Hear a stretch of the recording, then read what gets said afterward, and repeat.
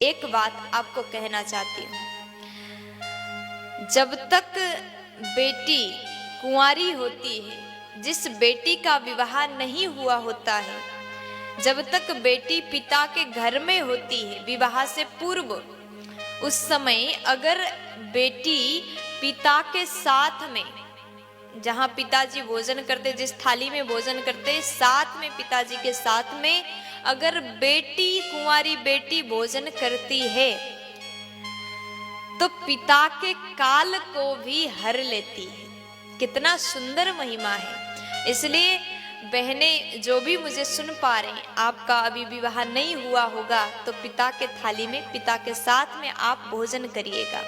अगर बेटी पिता के साथ भोजन करती है तो पिता के काल को भी हर लेती है। इसलिए बेटी का सम्मान करिए। बेटियां आपके घर में इसलिए पैदा होती है क्योंकि आपके ऊपर भगवान की अति कृपा है, बहुत ज्यादा कृपा है। आप बहुत ज्यादा सौभाग्यशाली है, इसलिए आपके घर में बेटियां हुई है। लोग कहते हैं ना, बेटी होने के बाद हमारे घर बेटा नहीं बेटी हुई। बेटी होने के बाद मुंह बनाते हैं, लेकिन ये गलत है। बेटियां तो काल को भी हरने के लिए आती है महाराज।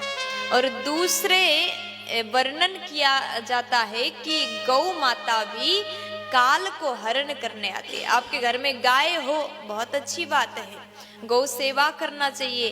गावो विश्वस्य मातरः, गौ माता का अगर हम सेवा करते हैं तो गौ माता भी काल को हरण करती है। और जो व्यक्ति ब्राह्मण का सेवा करता है, कहते हैं बेटी, गौ और ब्राह्मण, ये तीन काल को भी हरण करने वाले होते हैं।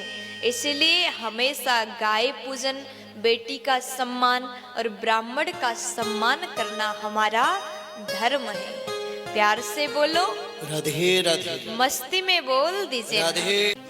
अगर भोजन करते समय बीच में बाल आ जाए, भोजन में बाल मिल जाए तो भोजन करना नहीं चाहिए। उस भोजन को अच्छा नहीं माना गया।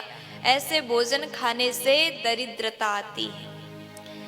और कहते हैं ठोकर लगी हुई भोजन नहीं खाना चाहिए। और उसके बाद जिस भोजन को लांग करके कोई चल दे तो उस भोजन को भी ग्रहण नहीं करना चाहिए। और चौथे नंबर में कहते हैं पति और पत्नी एक साथ एक थाली में बैठ करके भोजन खाएं। एक थाली का भोजन दोनों एक ही थाली में भोजन करें तो वो भोजन भी बेकार कहा गया, मदिरा समान हो जाता है।